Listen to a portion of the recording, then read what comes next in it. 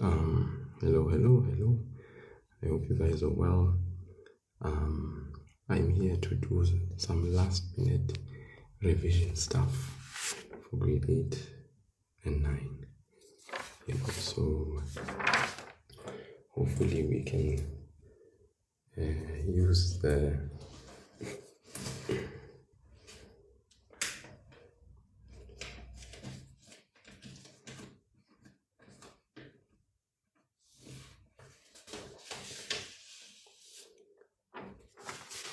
the last few minutes of what is available and actually do some justice. If you're joining in for the first time, please guys, as you join in, double tap on the screen, share the live, double tap, share the live, double tap. If you're in grade 8 or 9 and you are going to be writing paper 2, please double tap and share the live. Share. Double tap and share the live. You know you need this. You are in the right place. Let us share this and let us like and share it so that we can get more people to come and enjoy last minute preparation. Okay? Last minute preparation.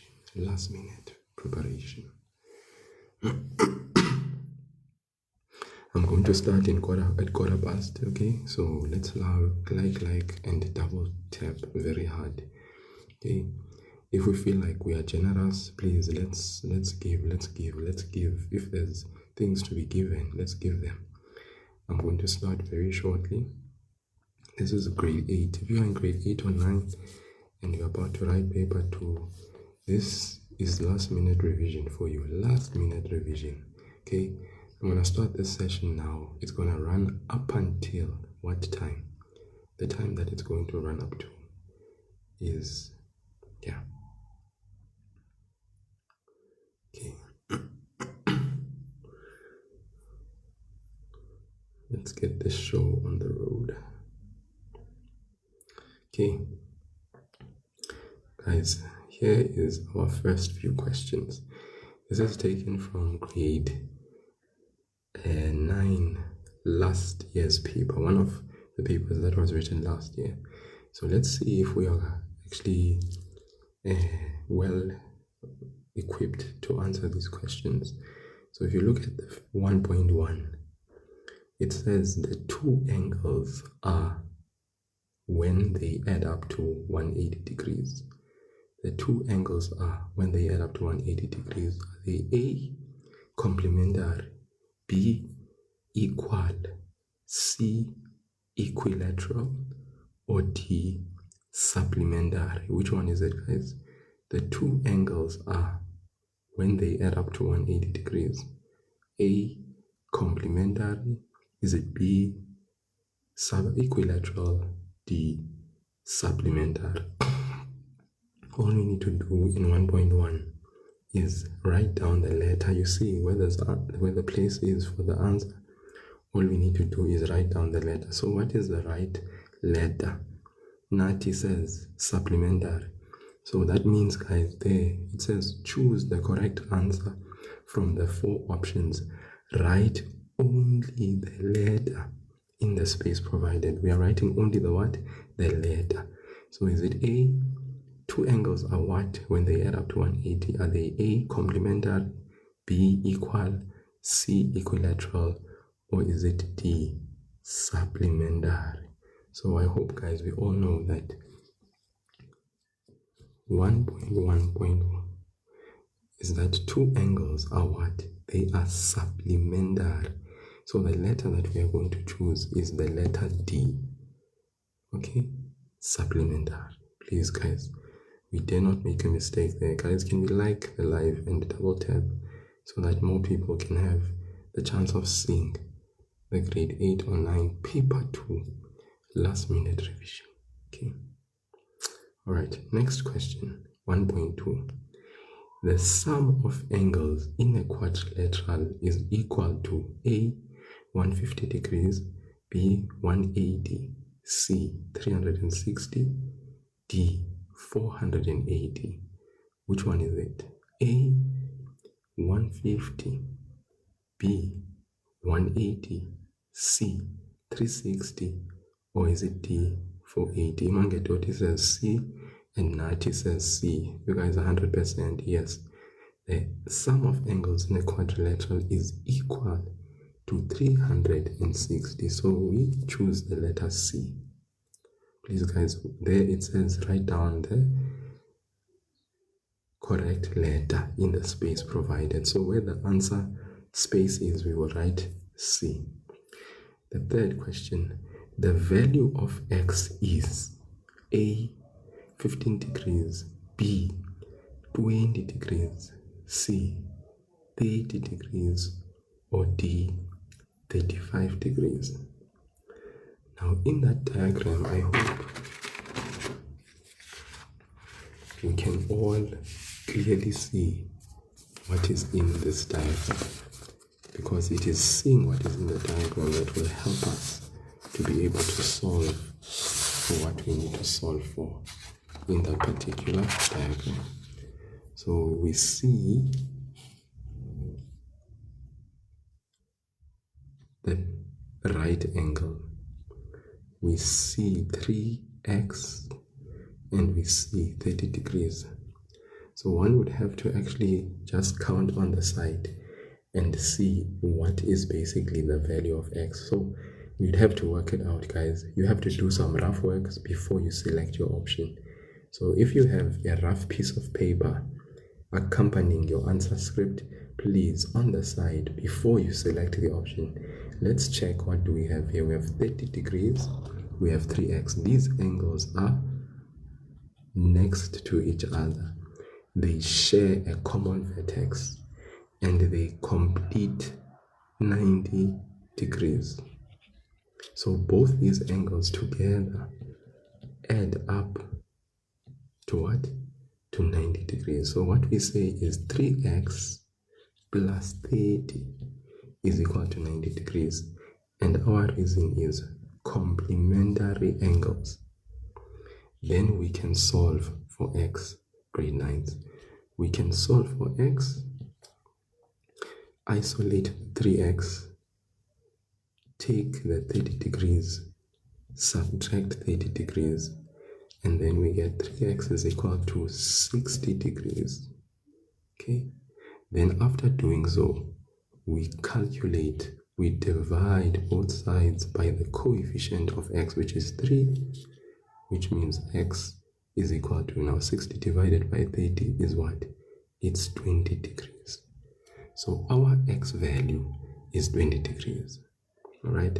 So if we go up, my fellow grade 8s and 9s, all right, which option from 1.3 is correct?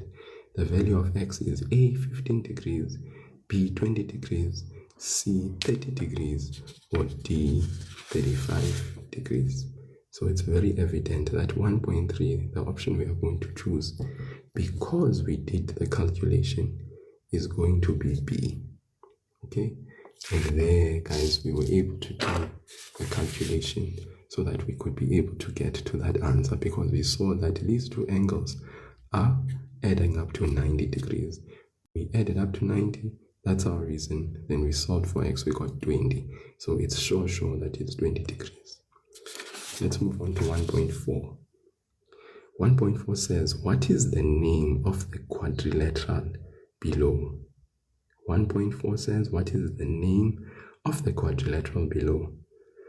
Okay, so we can see opposite sides that are equal and opposite sides that are parallel for one pair. Then we see another pair, there's opposite sides that are equal and also parallel. So A, is it a rhombus? B, is it a rectangle? C, is it a parallelogram? Or D, is it a square? 1.4.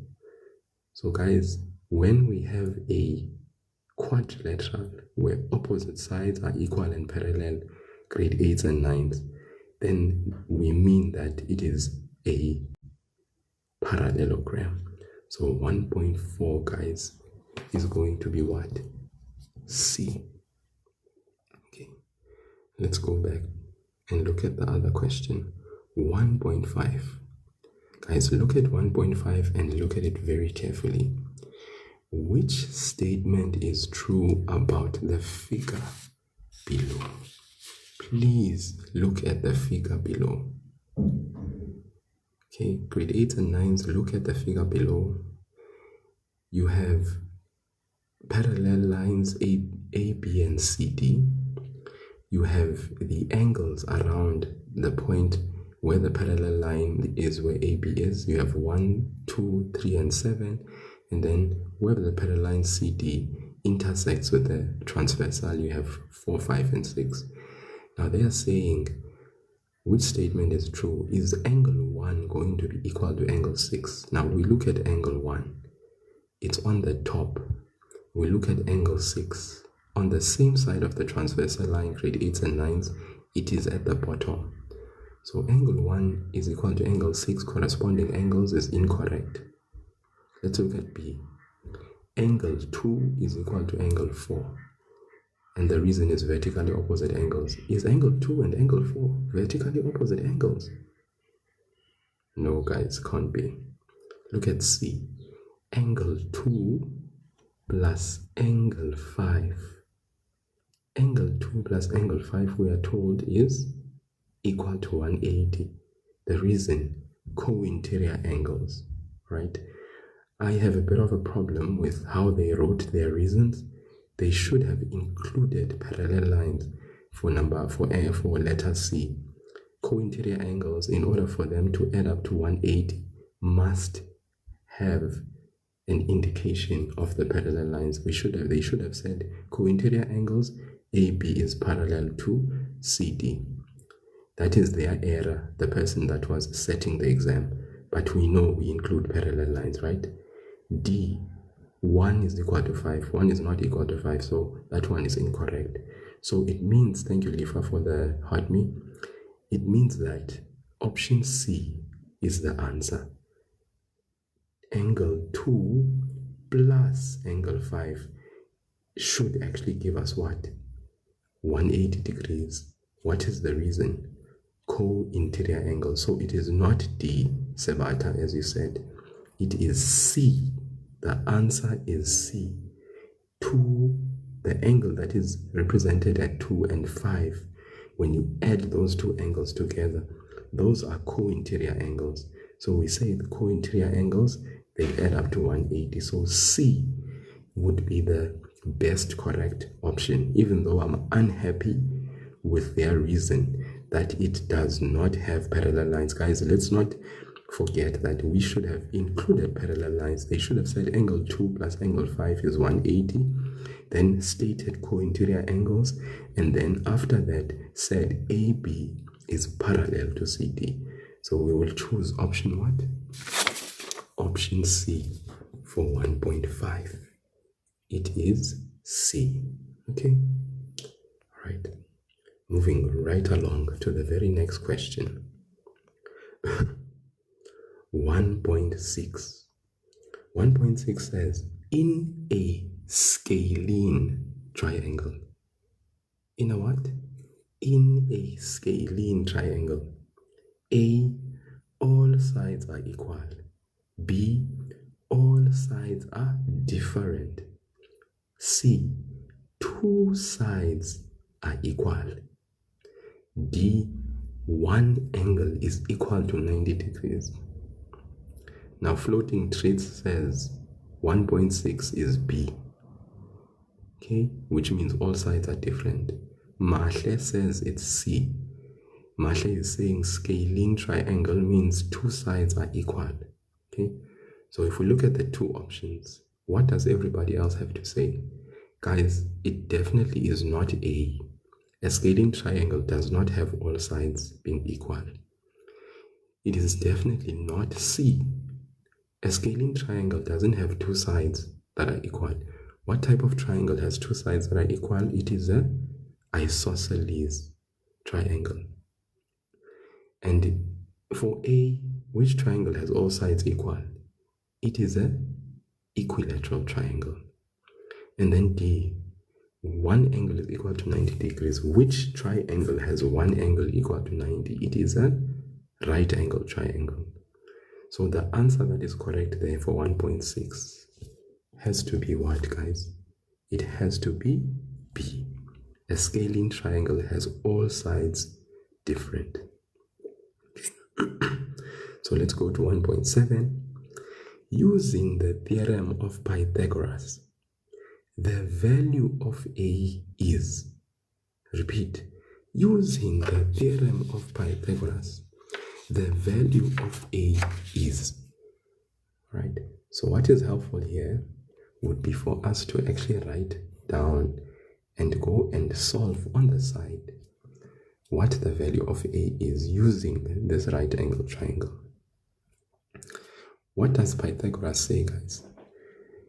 Pythagoras says the square of the hypotenuse side.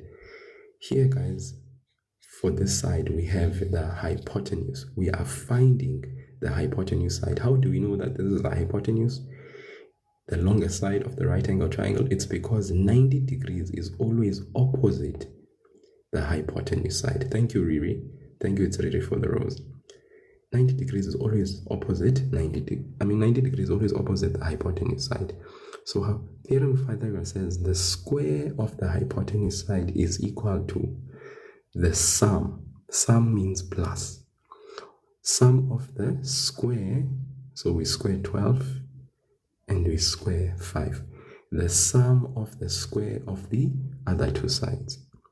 And when we use Pythagoras, we write the reason Pythagoras.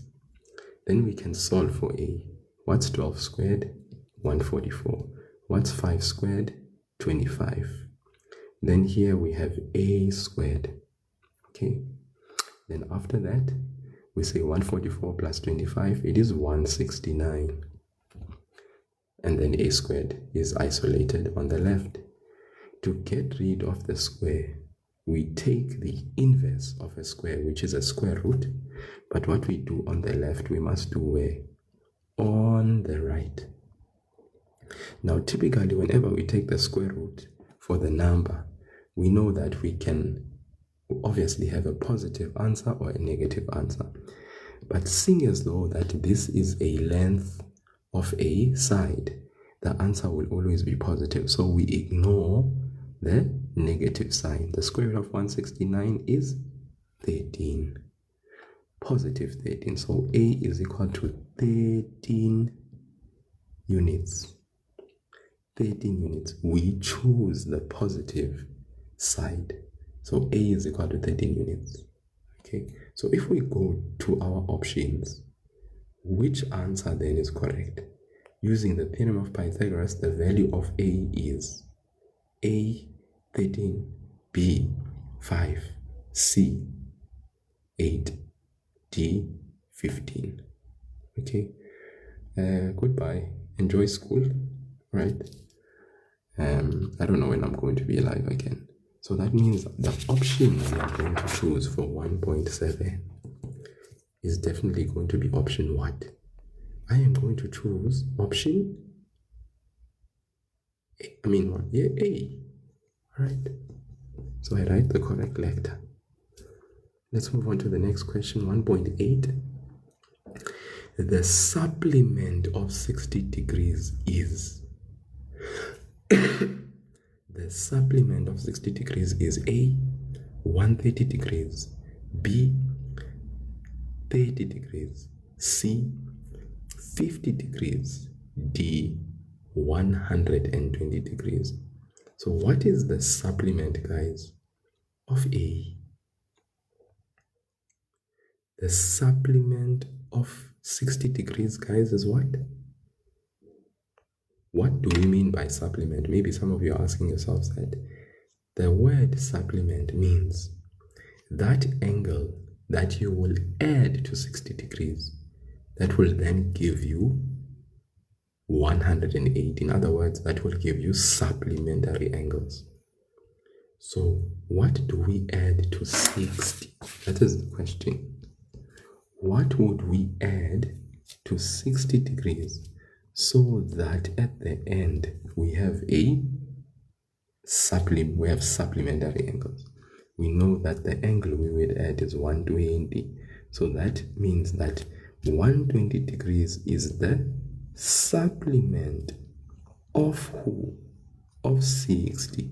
Because when we take that 120 that we've added to 60, we get 180.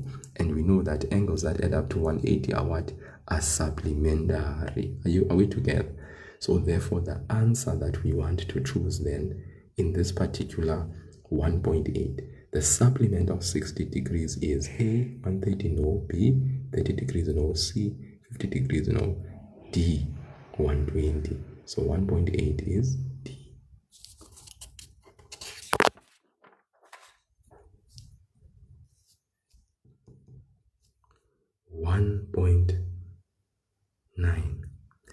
The size of y is, so we have a triangle there. The size of y is A, 50 degrees, B, 60 degrees, C, 70 degrees, or D, 80 degrees. The size of y is. So in that triangle, we have three angles, 50, 60, and y. So they are asking the size of y is. Is it A, 50 degrees, B, 60 degrees, C, 70, or D, 80 degrees? Now, very, very easily. Avuyile Nonyati says 1.9 is C. Imange says C. Bayanda says C. Right? It seems like we are generally saying the answer is C. We are just asking ourselves, we know that the sum of angles in a triangle should give us 180 degrees. Why? Sum of angles in a triangle. So when we are asking ourselves what value of y should be added to 50 and 60 to give 180, it becomes very clear. What's 50 plus 60? It's 110. What do we need to get 180? We need 70 degrees. So you guys are 100% correct. 1.9 is going to be what? It's going to be C. Let's move on to 1.10. Find the missing value of Z in the following quadrilateral. The missing value of what? Of Z in the following quadrilateral. Now, in this quadrilateral, we have four angles: 107, 73 degrees, 66 degrees, and Z. And let's say the question was different. If they had said to us, what type of quadrilateral is this? Guys, what would we have said if they had asked us to find out what type of quadrilateral is this? What would we have said? Okay, I hope we know what kind of quadrilateral is this. No, Shisora, it is not a rhombus. What type of quadrilateral has one pair? You can see parallel sides there. It's one pair of parallel sides. So the type of quadrilateral that is here is definitely, as Avuyile Nyati and Bayanda are saying, it is a trapezium. Okay, spelled 100% correct by Avuyile Nonyati. All right, yeah, it has a E, not a I. Now, what is the value of Z though? The missing value of Z. So I see people are saying their option is C. Okay, what do we know about the sum of angles in any quadrilateral? We know that the sum of angles in any quadrilateral gives us 360. So what are we going to do? We are going to take all these angles that are here in this quadrilateral. Okay, we have three that are available and we have one that we need to find. But we know that if we add all of these angles together, they should give us 360. And then we can just say sum of angles in a quad. Okay. Or we can say sum of angles in a trapezium if we want to be specific about the triangle. But I think it's more, I think it's more appropriate to say quadrilateral because they didn't specify, they just said the following quad. So we can just say sum of angles in a quad. then we can actually solve for z. Take everything over. 360 minus 66 minus 73 minus 107 degrees.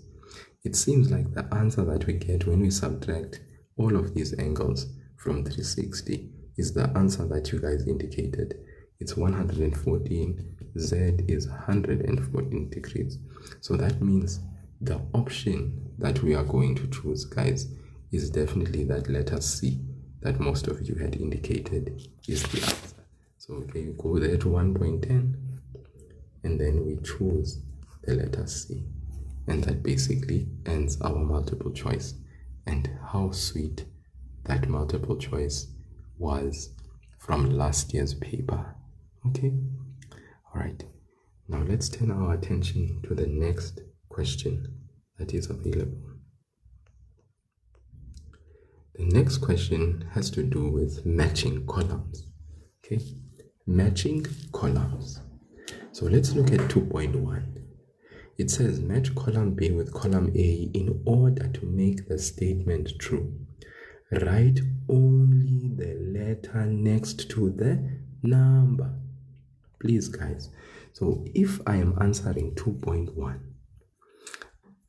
okay, 2.1, the statement is in 2.1 that says when two straight lines intersect each other, what angles are formed? So now we choose from A, B, C, D, or E in column B. So the question is it A, quadrilateral, B, congruent, C, hypotenuse, D, vertically opposite, or E, exterior angle? Now I love most of you have said the answer is what? Is D, vertically opposite angles. And that's true. When two straight lines intersect each other, what type of angles are formed? Yes, guys, it is D, vertically opposite angles. I'm very proud of you. Most of you have said the right answer. Let's go to 2.2. The sum of the two opposite interior angles of a triangle is equal to the A, quadrilateral, B, congruent, C, hypotenuse, D, vertically opposite, or E, exterior angle. Look at you guys. Man, you guys know your maths. You guys are so smart. The answer for 2.2 is E. You guys are 100% correct. The sum of two opposite interior angles of a quadrilateral is equal to the exterior angle. You can imagine, guys, the diagram we are talking about. A, B, C. You have C1. This is what we call the exterior angle. It is always an angle formed that is in line with the side of the triangle. So it extends. It's a straight line. Okay, it is not like this. It is not like this. A, B, C, where C1 is basically formed by a line that is not in line with the side of the triangle. This one, wrong. This one, correct. So the interior opposite angles we are talking about are angle A plus angle B, which give us angle C1. So we get the point. Thank you, guys. You guys are brilliant. Let's go to 2.2. 2.2 says, when two triangles have the same size and the same shape, the triangles are A, quadrilateral, B, congruent, C, hypotenuse, D, vertically opposite, or E, exterior angle. So most of you are saying it correctly. When two triangles have the same size and the same shape, we say that the triangles are congruent. So the answer that is correct there is what? It is B, guys, not A. 2.3. Sorry, 2.3. I was meaning to say 2.3 is B, congruent. 2.4. So you see, now we understand what the meaning of congruent is. Okay, meaning of congruent means same shape, same size. 2.4. A four-sided figure is called A quadrilateral, B congruent. C, hypotenuse. D, vertically opposite. Or E, exterior. Muhammad says A. Imange says A. Avuyele Lenyati says A. Tired Teen says A. Boy Crispy says A. Mamupe says A. So basically we know indeed that a four-sided figure is called a quadrilateral. And then lastly, 2.5. The longest side of a right-angled triangle is called A, a quadrilateral, B, congruent, C, hypotenuse, D, vertically opposite, or E, exterior angle. Okay, it definitely is going to be what? It is C, hypotenuse. No problem that you're late. As long as you've joined, that's all that matters. So 2.5, the longer side of a right angle triangle is called a C, hypotenuse. Okay, so far we have all the marks. We know for a fact we have all the marks 100% so far. The matching column experience was phenomenal. We were able to answer everything. Let's move on to 3.1, entering into the world now where we have to solve. We need to solve. 3.1 says, study the following diagrams. Calculate the value of the unknown angles A to E and give reasons for your answers. I repeat, study the following diagrams. Calculate the value of the unknown angles A to E and give reasons for your answer. So in this diagram, we have A and we need to calculate the value of A in this diagram. So we have X, Y, which is a vertex, the common vertex of the angles that are formed 71 degrees, the A and the 65 degrees. We then have P and Q. So they want us to find the value of A. Now I see people have already given me answers in the comment section. You guys are brilliant.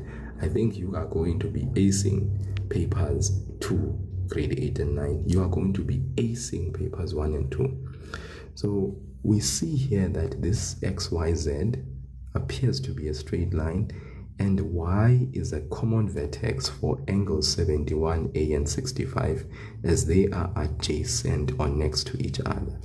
So from here to there we can see 71 degrees, and then from here to there we can see A, and from here to there we can see 65. These angles next to each other complete the straight line, all right, as they share a common vertex. So we say these angles are angles that are truly on a straight line because they share a common vertex and they are adjacent or next to each other. Added together, it means that these angles, since they complete a protractor, they are 180 degrees. Why? We must write the reasons. We must say angles. You can say angle sum in triangle. You could say that, or you could use this reason, sum of angles in triangle. Or if you don't want to use that reason, you could always say int angles triangle. That means interior angles of the triangle. Any one of these three reasons is acceptable, any one of the three. So please choose one and use it consistently, grade 8, 9, 10, 11, all the way to grade 12. Then you solve for A. Isolate the A. Take 68. No, not 68, sorry. The diagram is 65. Sorry guys, my mistake. 65. In the diagram, we have 65. My bad. I'm very, very sorry for that mistake. And then we subtract 71 degrees. We transpose all the constant degrees.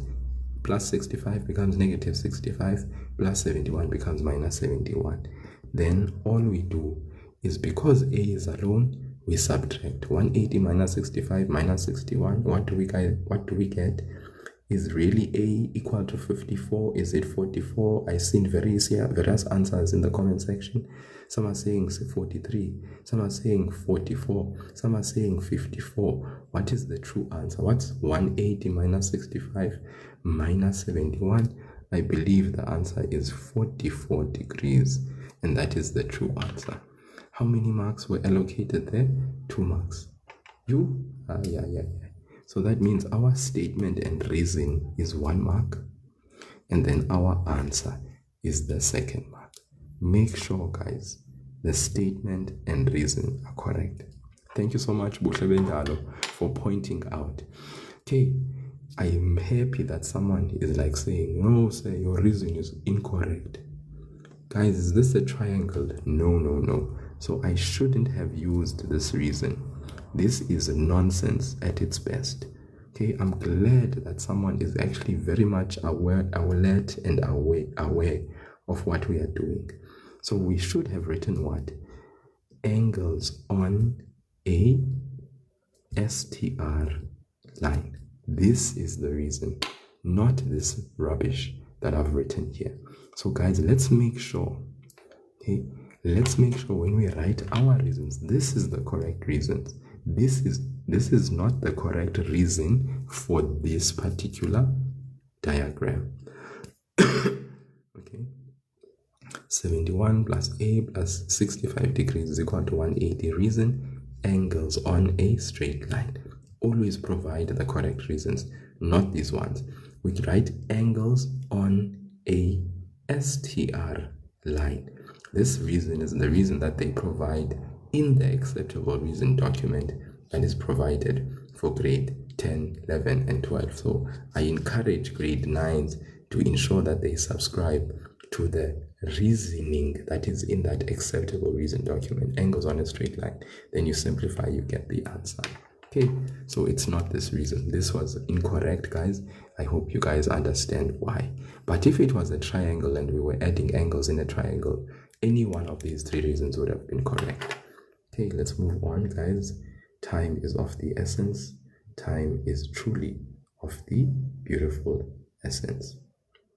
Okay, 3.2. We are still in the business of finding B, A, B, and C. Now in 3.2 we have what? We have B and C. So first and foremost, if we look at this diagram, what do we see? Small letter B, guys, and small letter C. Okay, so what can we start with and find? Small letter what? We can find if we want, or we can find small letter C, doesn't matter. I'm only saying B. Okay, and please, it's the small letter B, guys, not the big letter B. Small letter b is going to be equal to what? 130 degrees. Why do we say so?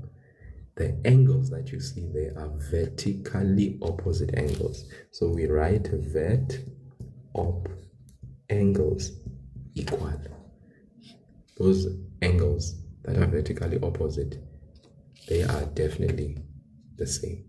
So we can write vert op angles. Then we update our diagram and we include that 130 degrees in the diagram. And if we want to find the value of C and 130 have a relationship together. When you add small letter c to 130, it should give you what? 180. Why do we say so? It's because those angles, guys, are angles on a STR line. Then we can solve for what? For C. So C is equal to 180 minus 130, which gives us a C value of what? Of 50 degrees. So 3.2, it's very straightforward. C is equal to 50 degrees. Okay, so very straightforward, guys. Not much time to waste answering a question for too long. All right, and really, you would get your marks nicely. Statement, reason, answer. You see, quick marks. Quick marks. Not even a shame. 3.3, we need D, small letter D, small letter E, and small letter F. All right, so we have parallel lines, and therefore we need to use our skills of parallel lines to be able to get E, D, F. Okay, so grade 8s and 9s, how do we go about finding? Can we find E immediately? Yes, you can, because that E has a relationship with 50 degrees. 50 degrees at the top E is on top of the parallel lines, and we know that's F shape. We could find E. Could we find D immediately? Yes, we can, because D and 80 degrees have a relationship of alternate angles. So if you see that, you could use that, right? And say D is equal to 80 degrees.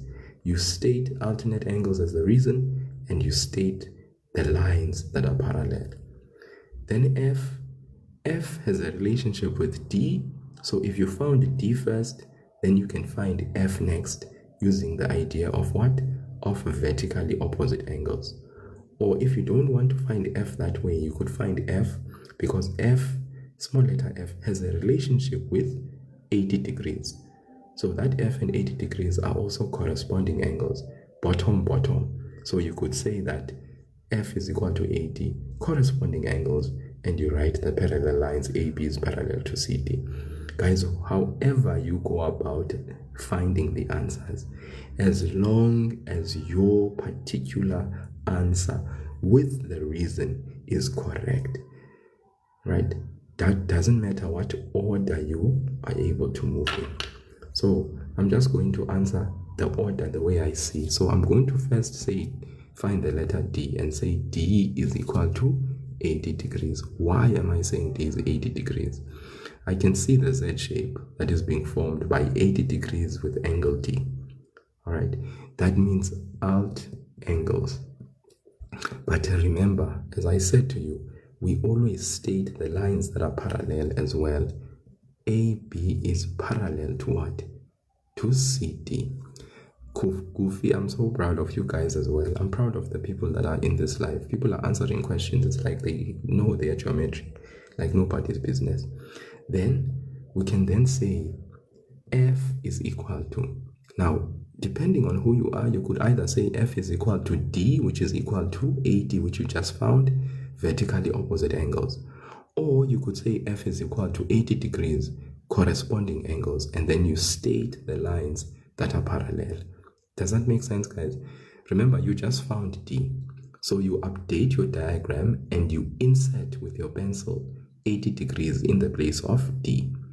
Then now, since you have D, you can say F is equal to D, which is equal to 80, vertically opposite angles. That's one way you could go. So let me go that way.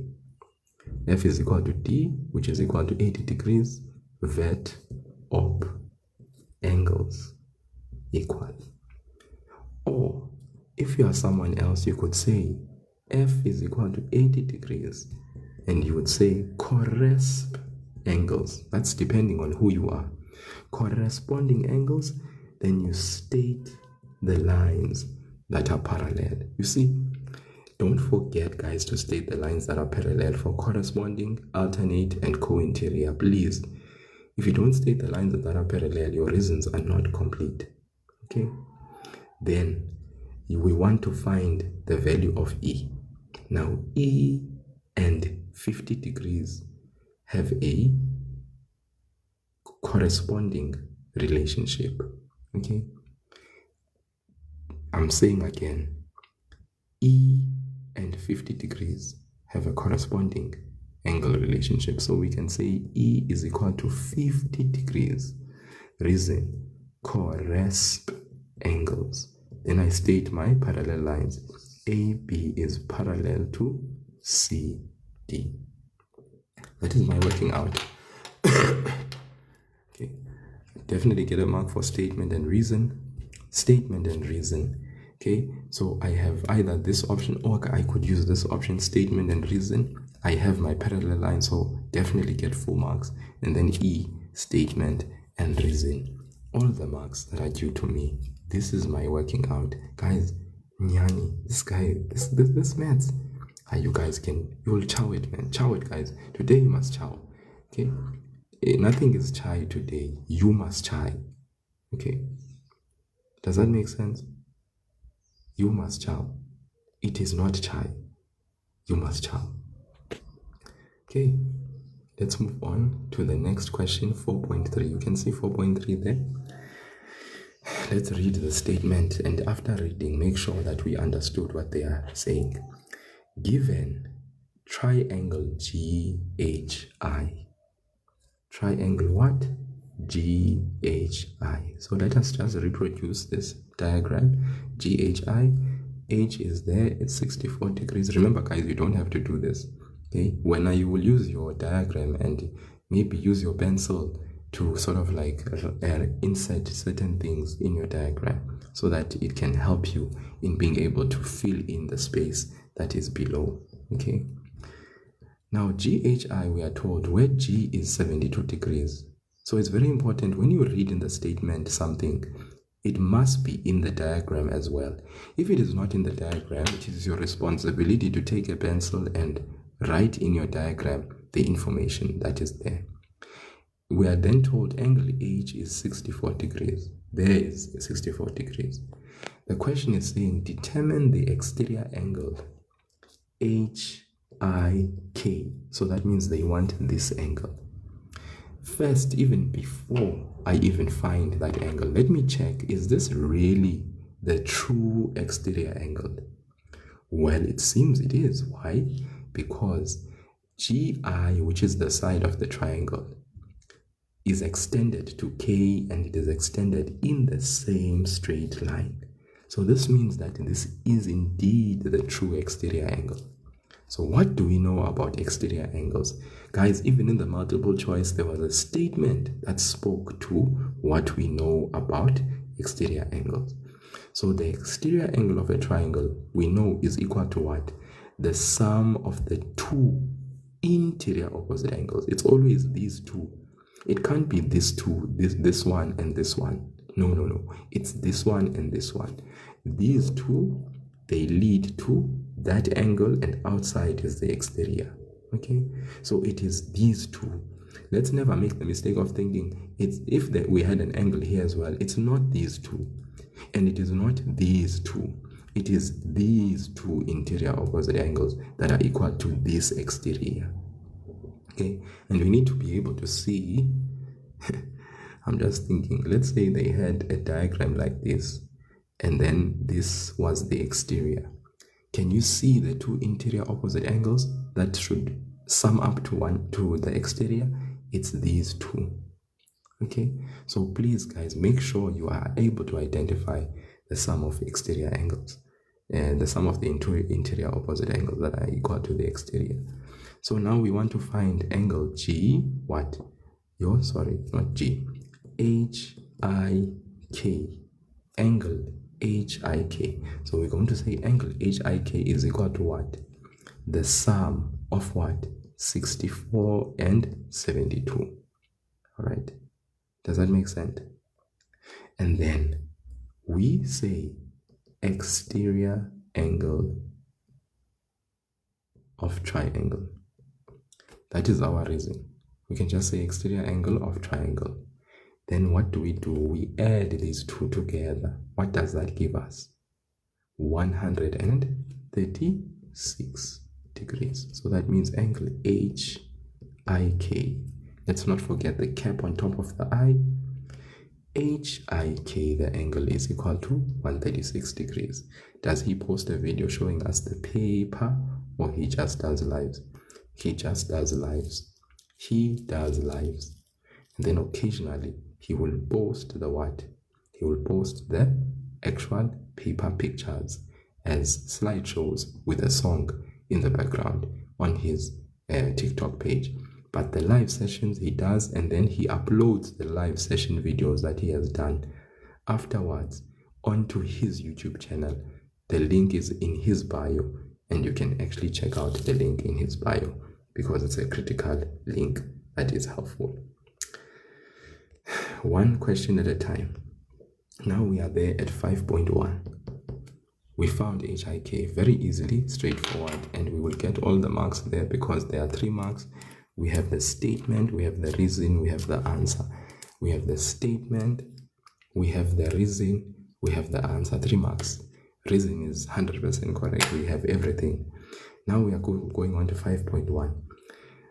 Congruence and similarity. 5.1 says, name any 2 conditions of congruency. Any what? Any 2 conditions.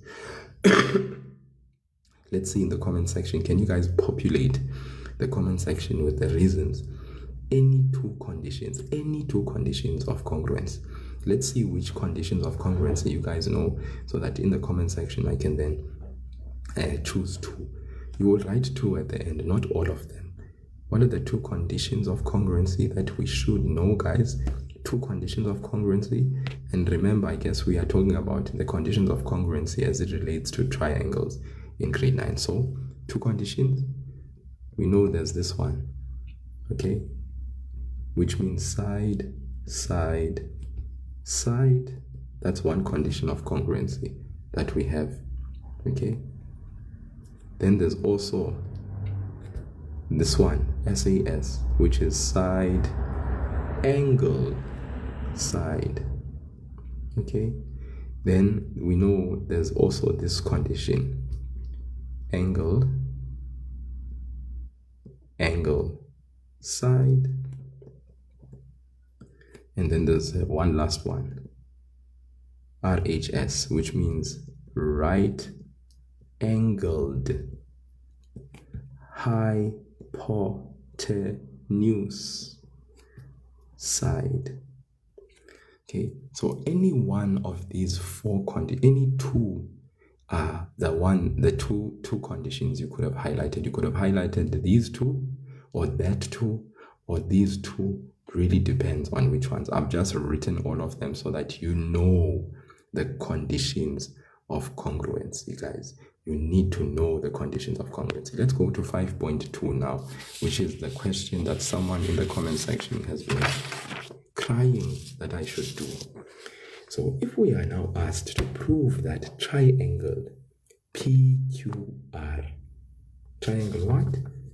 PQR is what? Is congruent. Guys, the symbol, this symbol here that has three horizontal lines, this is a symbol that means congruent. Okay, this is the symbol that stands for congruent. What does congruent mean? Same shape, same size. And the conditions of congruency, as we have just highlighted, are four of them. There's SSS, SAS, AAS or SAA or ASA, which is one condition, and then the last one is RHS. So now they are asking us to prove that triangle PQR and triangle ABC are congruent. So let's first then do what?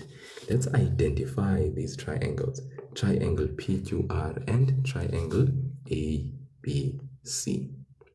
So if you go there to 5.2, what can you see that is equal about these triangles? So let's go ahead and identify what is equal in the triangles. Firstly, I hope just like you and I can see, QR, the side QR is equal to the side CB. So QR is equal to what? BC. QR is equal to BC. Why? It is given to us that it is the case. Why do you see that? Why do we say it's given? Okay, guys, the thing that makes it so that we say it is given, look at the drawing of PQR. Line, okay, there with 55 degrees, right? And then we have the drawing of ABC. AB with 90, 55 degrees, and then that line. It is this line, guys, this line and that line that indicates equal sides. So we say QR, which is having that line, and BC, which has the same line, that indicates equal sides. So that's why we say it's given. And what we have just identified is a side of the triangle, a pair of sides that are equal. Furthermore, what else do we see from the diagram? Angle Q, which is 90 degrees, and angle B is also 90 degrees. Those two we can say are equal. So we say angle Q is equal to what? Angle B, which is equal to what? 90 degrees. That is also given to us, guys. That is our second identification of something. And what that is an angle, guys. It is an angle. 90 degrees is an angle. Yes, 90 degrees is also what we refer to as a right angle. And in our heads, we are like, hey, there's a case of congruency that has R in it. All right. But currently, this is an angle. And yes, maybe we'll just put the R there to sort of like maybe, okay, it may lead to what we think RHS should be. But let's also consider that it is an angle, okay? So it could be either A or R. Let's move on to the next thing. What else do we see is the same? This R is 55 degrees. The C, angle C, is also 55 degrees. Look at the diagram in 5.2. Angle R is 55 degrees. Angle C is also 55 degrees. I repeat, angle R is 55 degrees. I hope you can see the diagram. Angle C is also 55 degrees. So those are the next things that I can actually write that are equal. So let me go right there. Angle R is equal to angle who? Angle C, which is equal to what? 55 degrees. That is also what? Given to me. Okay? And that is what? An angle. Now, I want to conclude because what I see here is a side, it's an angle, and I would have thought maybe I can say R because of the fact that it's right angled. But now I am more convinced that I am going to go with A, Y, because I see the condition of my other angles and sides that I've identified. This will not be RHS. Why will it not be RHS? Did I identify the hypotenuse as being equal sides? Did we identify AC being equal to PR? No, we didn't, because we were not given anything to indicate that these two hypotenuse sides are equal. Therefore, we have to abandon R and say, for these two triangles, we cannot be talking about the what? The hypotenuse side, because we have not said that PR and AC are equal. So unfortunately, this is not RHS. But what is this case of congruency?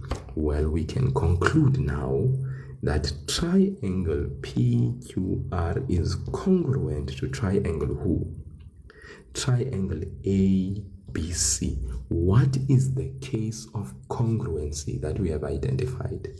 It is angle, side. Right? Or you could write it as side, angle. Any two of these are acceptable because what you have are two angles that you have identified and one side, which basically means angle, side, or you could say side, angle. This is how we prove the congruency of two triangles, especially these ones that we have just looked at. Okay? Are we together, guys? Are we together? So one more time, just gonna repeat this. So in other words, I said to start off, QR is equal to BC. These two sides, okay, have this line that I cannot avoid. You see that this line, this thing here, that indicates it's one here and one there. So that indicates that those two sides are actually what? They are equal. Okay? So that's why I said QR is equal to BC. Second to that, I said angle Q is equal to angle B, which is equal to what? 90 degrees. Angle Q is equal to angle B. What is this 90 degrees? I said yes, this 90 degrees, guys, is a angle. Or I said it is a what? It is a right angle. That I agree with, guys. Remember that as this is an angle, we know that specifically it is a right angle, right? That we know for a fact. Then lastly, I also saw that angle R here, which had 55 degrees, is equal to angle who? Angle C there, which is also 55 degrees. What is that? It is given to me. Then I identify what is that? It's an angle. So 90 degrees is an angle and 55 degrees is an angle. Even though 90 degrees is not just any ordinary angle, but it is a right angle. But remember, the case of RHS needs what? It needs that I have a right angle, okay, which I have here. It needs that I have a hypotenuse that I have said. I should have said somewhere that AC is equal to PR because this is my hypotenuse side. Is there anywhere here in these statements that I wrote here where I said PR is equal to AC? Was there any way that I could say PR is equal to AC? Guys, there was no way because there was nothing given to me that basically indicated that PR is equal to AC. So I couldn't write that in one of or in any one of my statements. So in other words, H is out because even this side, QR and BC, which you identified, QR and BC are not your hypotenuse side. It is just a side that is ordinary.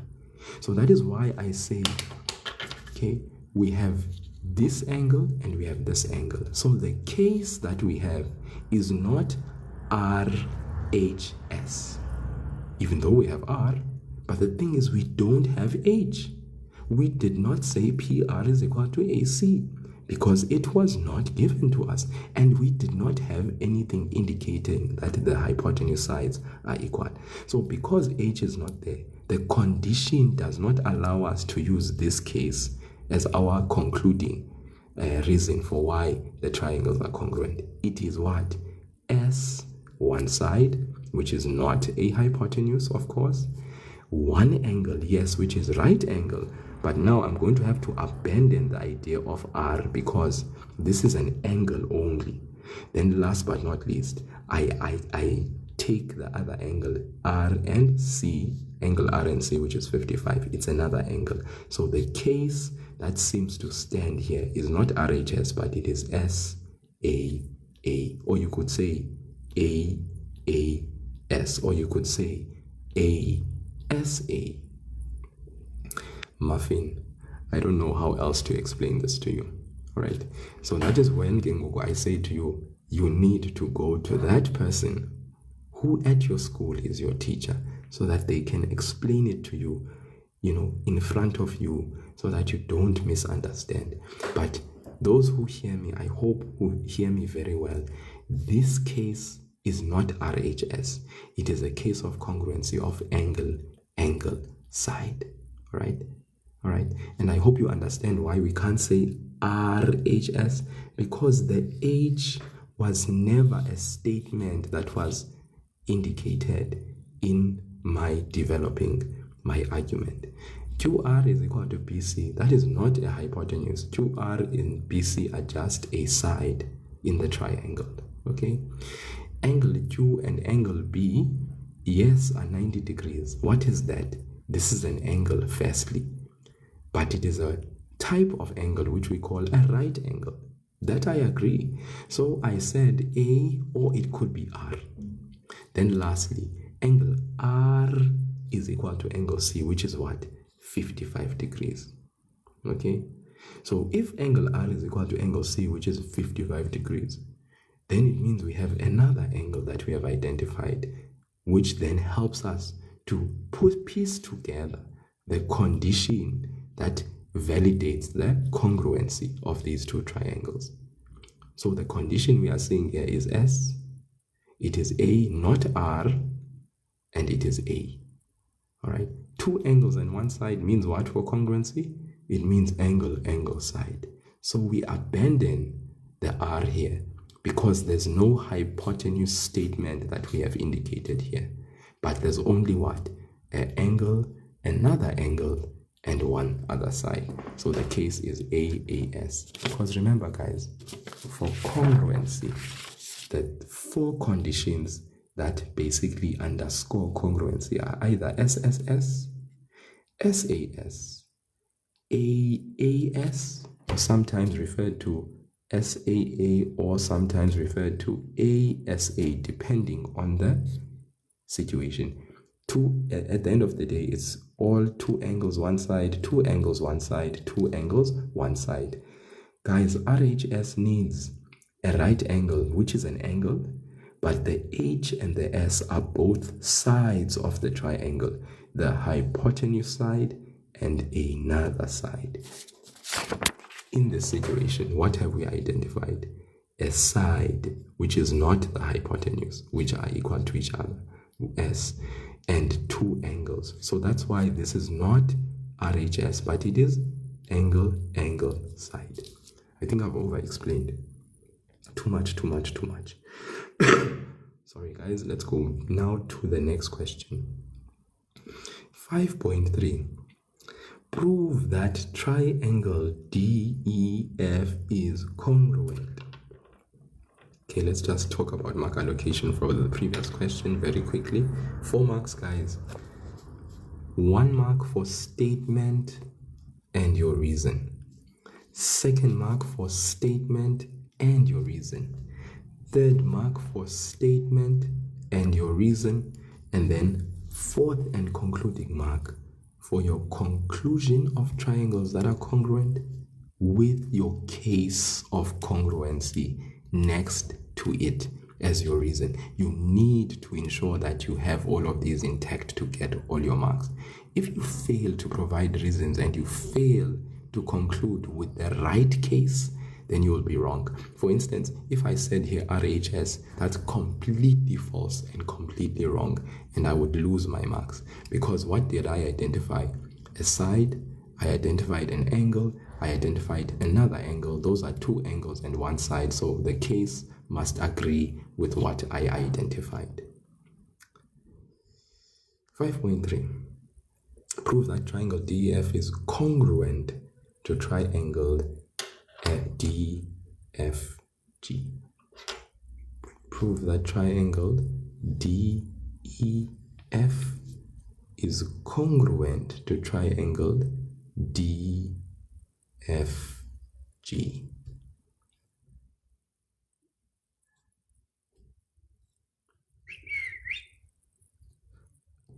So let's go.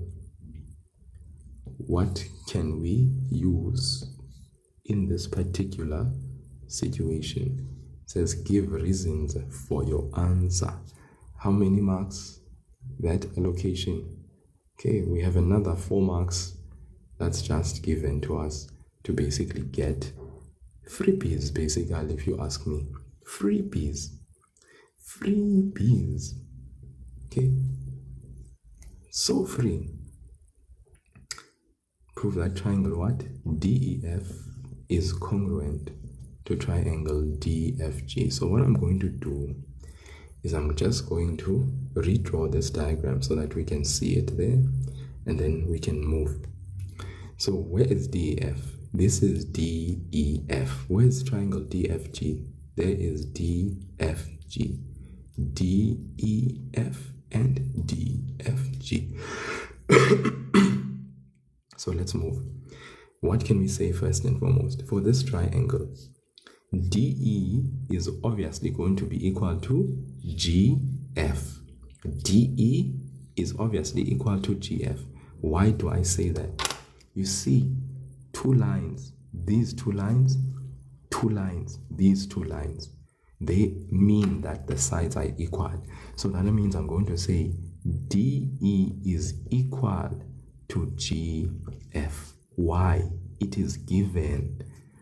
Okay, and then for myself, to help myself, I indicate that that is a side. The reason why I write these letters here, that it is a side, it is to help me with my concluding statement of triangles congruent, and then I can write my case of congruency in brackets. So DE, do we all agree, is equal to GF? I hope we all agree. Then let's look at DG and EF. We can then say also that DG, okay, I'm sure you guys can see the one line, the one line. That one line means these two sides are equal as well. So I'm going to say DG is equal to EF. What's the reason? It is given. I've once again identified another side. Okay, a pair of other sides for these two triangles that are equal. Guys, take note, DE is present for this triangle, and then GF is present for this triangle. You see? Then lastly, last but not least, I then say DF. Can you see DF? Can you see DF? This is a common side for triangle DEF. So DF is present for this triangle, and DF is also present for triangle DFG. So I say DF for this triangle, that DF for this triangle is equal to DF in the other triangle. Okay? Why? Common side. Now this reason is important. This is a common side. DF is common for both triangle DFE and triangle DFG. Okay, that is another S for congruence. I mean for my triangle. Okay, can you see this? Okay, so far I have 3 marks. Now I need to get my concluding final marks. Okay, so what I'm going to say now is triangle.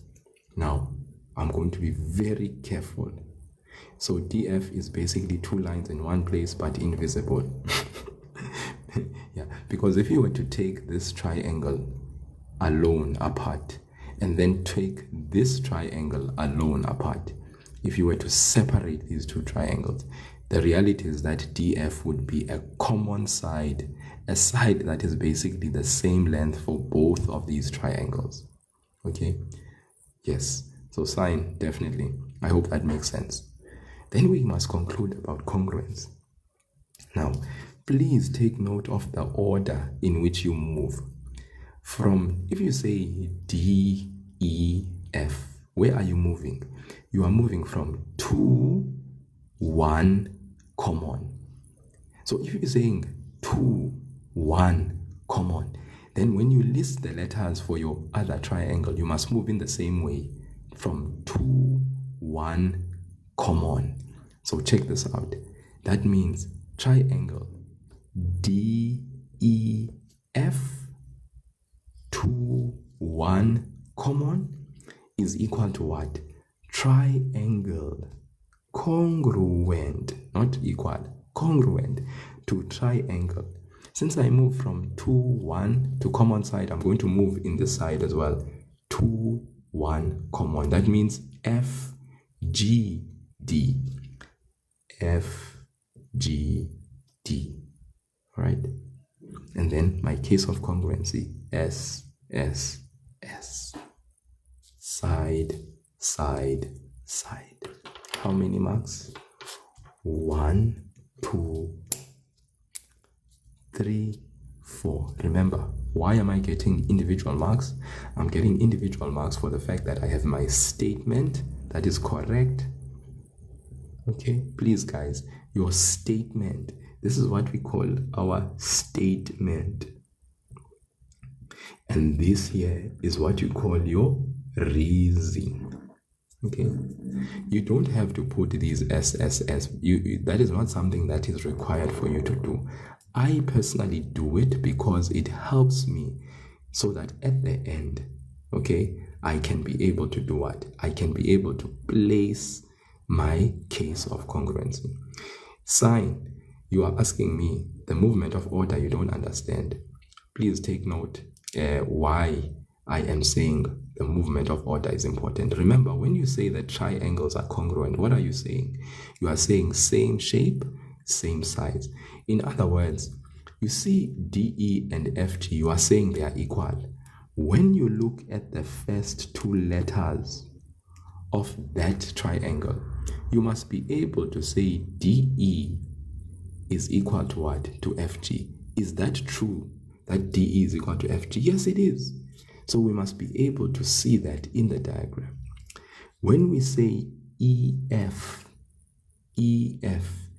is equal to GD, is that true?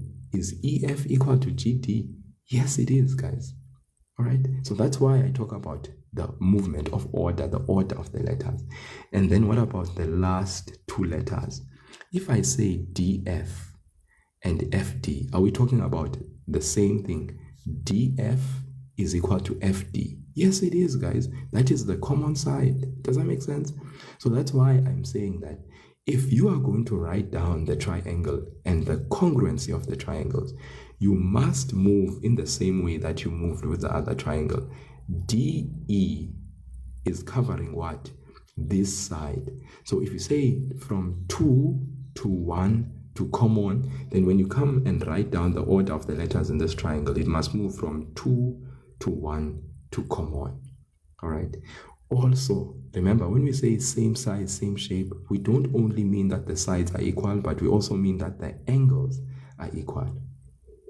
So in other words, if you are talking about angle D of triangle DEF, it means that this angle is equal to that one. This angle D is equal to that angle F of the triangle. Then angle E, you are saying this angle E is equal to that angle G, and that should be true. And then lastly, this angle F for congruent triangles is equal to that angle D for that triangle, and that is really true. So that's why I am very particular personally. When I teach my learners, I'm very particular about the order of the triangle letters for congruency. Why? Because we are saying congruent triangles have the same shape and the same size. That applies for both angles and sides. So when I look at my letters in that order, I must see equality of angles. And when I look at my letters in terms of side, I must see equality of sides. Equality of angles, equality of sides.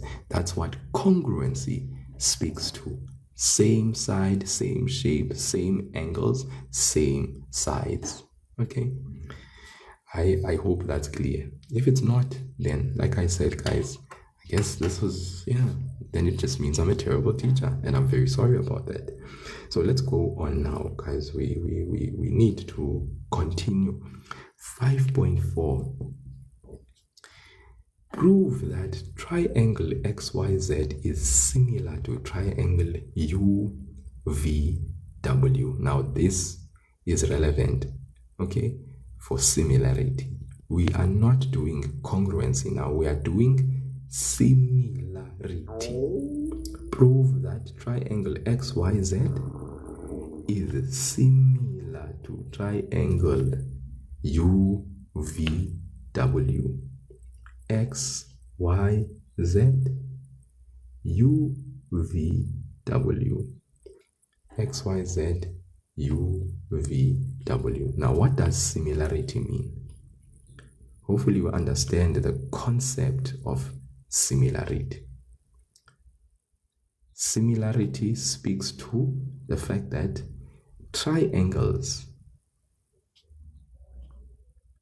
are equal in angles, but in sides they are in the same proportion, they are in the same ratio.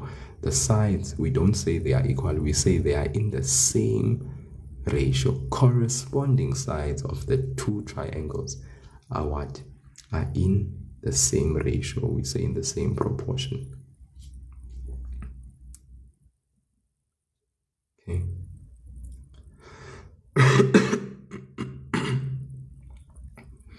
So, yeah, I've just reproduced this diagram, and I just want to highlight here that similarity can be proven in one of two ways. The first way is using equiangular. What does that mean? Equiangular, it means angle, angle, angle. In other words, if you can prove that the three corresponding angles for your two triangles are equal, then it means you have basically then supported that the two triangles are congruent. Okay, you must either prove that the corresponding angles for your triangles are what? Are equal. All three pairs. Okay, all three pairs. One pair, second pair, third pair of corresponding angles of your triangle. You know, so that would be like proving that angle X is equal to angle U, angle Y is equal to angle V, angle Z is equal to angle W, for reasons that will be stipulated and which you can actually identify, and then you can conclude that the two triangles are similar based on the angles. That is one way to prove similarity, using equiangular. In other words, equiangular just means equal angles. Never mind the big word, it just means equal angles. Your three pairs of angles should be proven to be equal in order to support similarity. 2, if you can't use equal angles, then there's the other option of proportionality. Okay, what does proportionality mean? It means you need to prove that the corresponding sides are in the same ratio. Okay, but in order to use this as your line of proof, we need all three sides and lengths to be given, or at least we need to be able to find the three sides, their lengths in units, so that we can actually utilize proportional sides. If we don't have all three sides for both triangles, we need all three sides for both triangles. Please guys, you need to have all three sides for both your triangles in order to use proportionality as an approach to proving similarity. Right?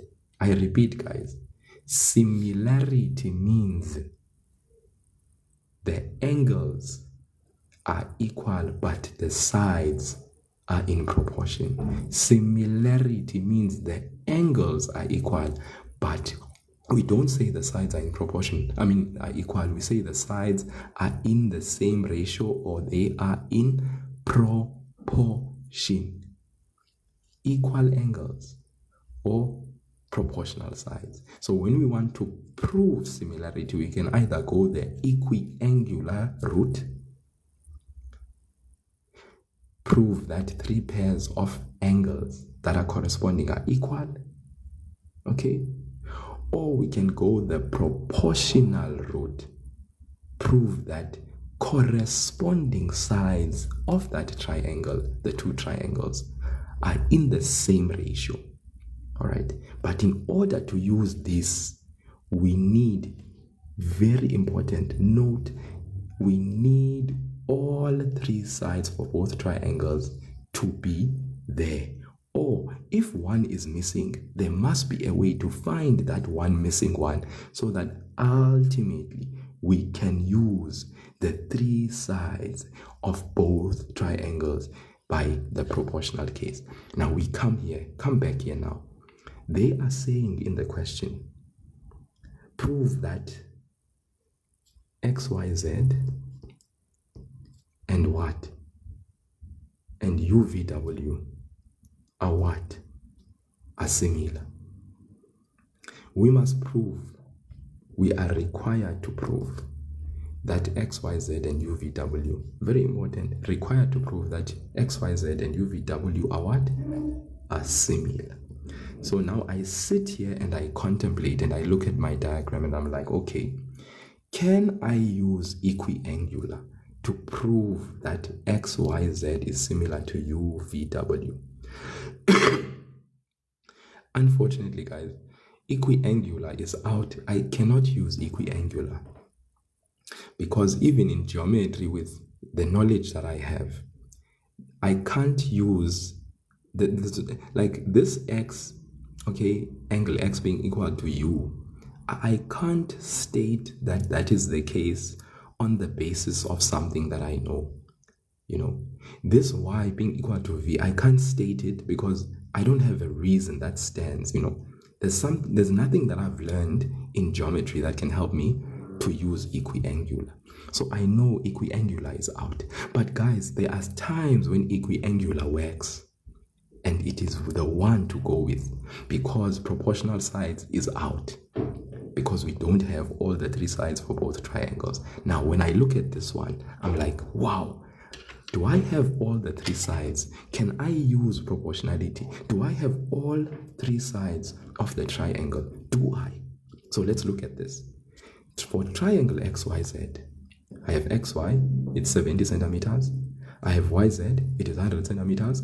I have XZ, it is 80 centimeters. This is so exciting. I have the three sides of XYZ. This is so great.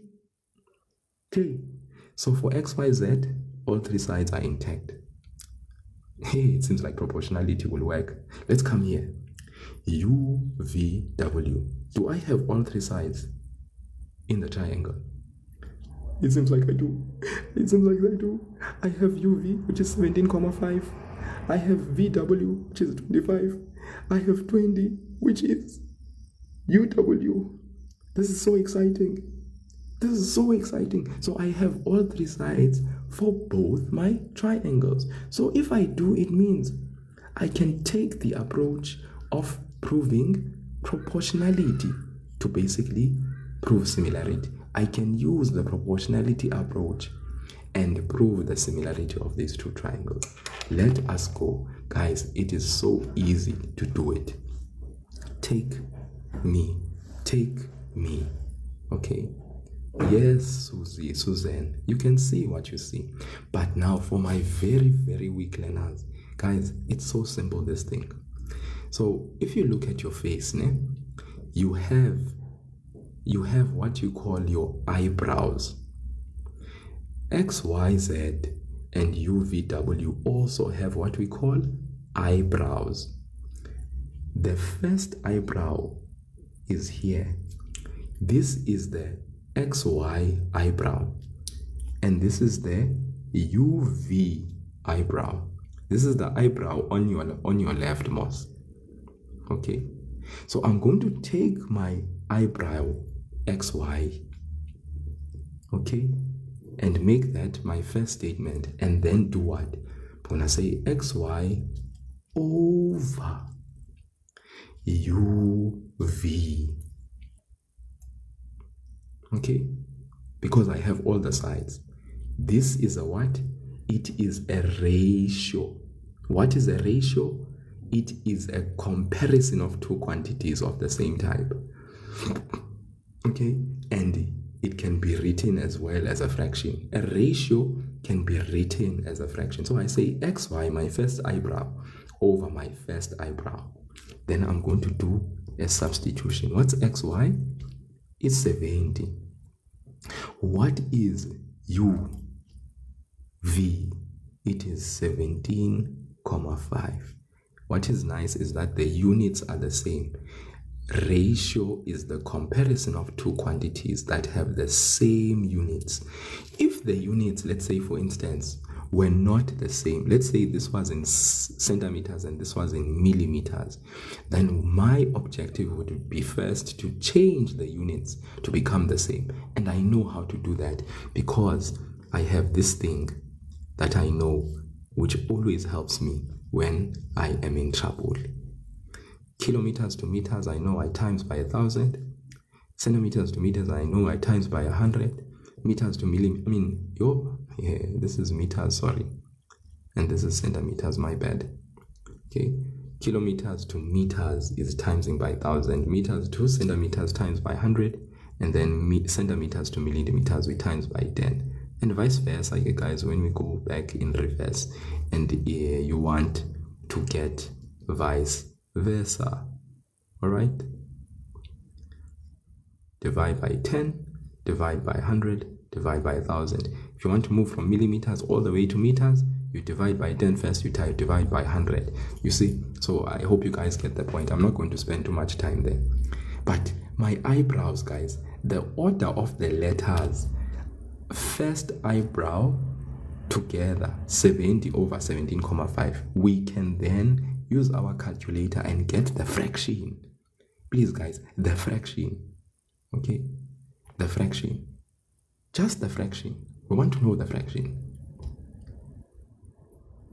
Statement 2. Okay? For proportional sides, there are no reasons needed. We are just checking out, guys, what will be the ratio. Okay?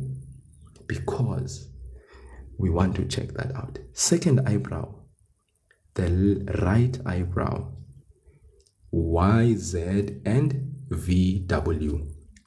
YZ over VW. Please, guys, very important that if you start with XY, then it is going to be in the numerator. You end with UV, it is in the denominator. Had you started with UV, which is fine, you could do that too. If you start with UV, then it means all these eyebrows will be the ones that will be in the numerator. That would have been fine had you done that. Okay, so we are starting this side all the time. So YZ over VW. What is YZ? Mr. YZ is 100 centimeters and Mr. VW is 25 centimeters. I'm sure we can get a value there. Okay, hopefully whatever we get will be the same. Hey, hopefully. 3. I'm waiting for you guys to help me in the comment section to actually get these values. Then the last, you see, our eyebrows, we are done with our eyebrows. Then, guys, I know those kids that stand there in front of the mirror, busy with their mascara, busy with their eyebrows, busy tweezing those eyebrows and all of that stuff. Do you know what happens the minute they are finished doing that in front of the mirror? Then they have this big smile. This big, huge smile. That is my last ratio. Meaning, in other words, XZ over the big wide smile over UW. XZ over UW. What is XZ? XZ is, there we come, let's come here. XZ is 80 centimeters. What is UW? It is 20 centimeters. Guys, what are you getting for each of these ratios? What are you getting for each of these ratios? 4 over 1, 4 over 1, 4 over 1. So the ratios are the same for the corresponding sides. The corresponding sides are in the same ratio. Okay, this side corresponds with that one. The ratio is 4 over 1. This side corresponds with that one. The ratio is 4 over 1. This side corresponds with that one. The ratio is 4 over 1. So all in all, 1, 2, 3. Okay, the answer for your ratio is the same. Your ratios for corresponding sides are the same. Okay, so we can then conclude, therefore, triangle who X, Y, Z is similar to triangle U, V, W. Reason: sides in proportion.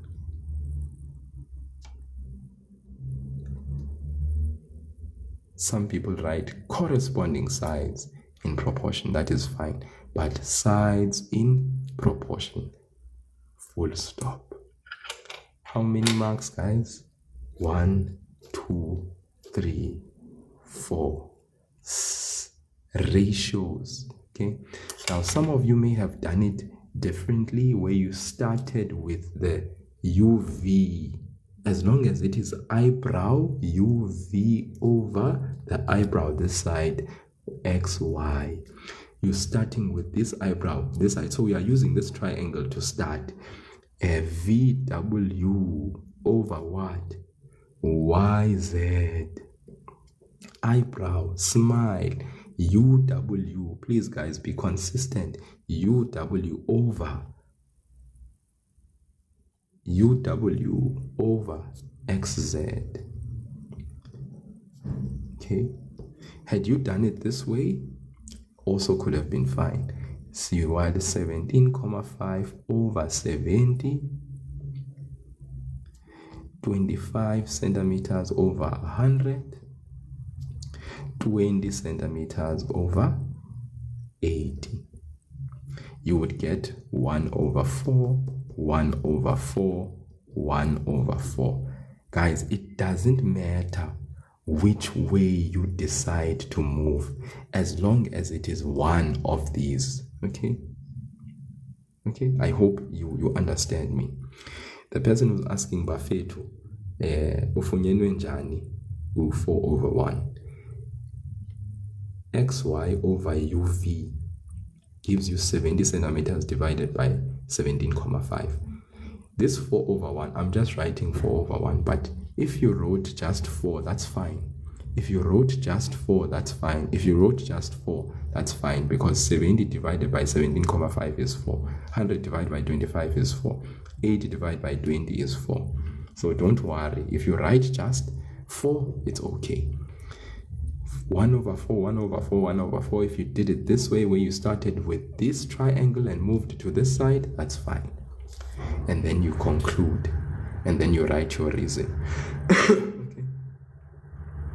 Yeah. Right. Guys, I am rolling with the acceptable reasons.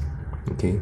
So when I write sides in proportion instead of writing PPP, I am trying to avoid this careless way of writing things. Okay, it's fine if you say sides in proportion, or in short you say sides in prop. That's also fine. Or if you say corresponding sides in proportion, that is also 100% correct. So I would agree with these three. Okay, but I'm sorry, PPP, I'm not really for that. I don't really feel that reason. And in actual fact, yeah, I don't know. So guys, that's how you prove similarity using proportional sides. You need to have all three sides for both the triangles in order to use that approach. Okay. 4 marks. 4 marks. Okay. Guys, this is the past paper, please. People are thinking I'm here. No. This is a past paper. Okay. So if we go back to that exterior angle in a triangle, okay, this here, all right, remember, right, I said this angle HIK is an exterior angle of the triangle. They want us to find angle HIK. It's the exterior angle. So we say that the exterior angle, is it really the true exterior angle? Yes, it is, because GI is in the same straight line. The GI, which is a side, is in the same straight line as the extension of IK. That's what's important here. So angle HIK is truly the exterior angle. It is equal to the sum of the two interior opposite angles. How do we identify interior opposite angles? It's those two angles. They both lead to this angle, and then outside is the exterior. So it is these two. It can't be these two angles that add up to that one. No. It can't be these two, but it is these two. which both lead to that angle, and outside is the exterior. So we say angle HIK is equal to 64 degrees plus 72 degrees. What's the reason? Exterior angle of triangle. And then we get the angle, which is 136 degrees. It's as straightforward as that. Okay.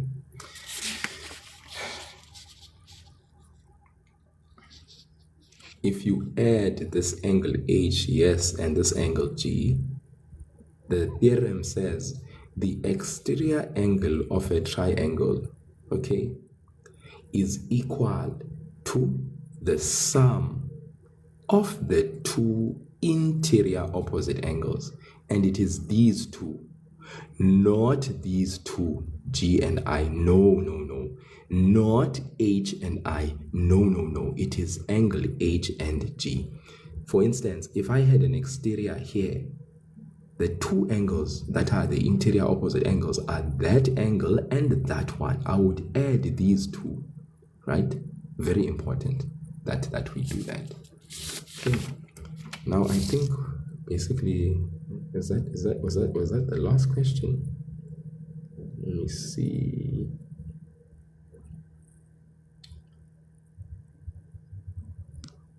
Okay.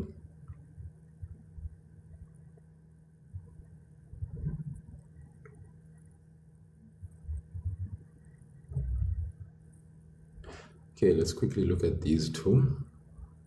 All right. 3.4 here. Calculate angle DOB and COD. DOB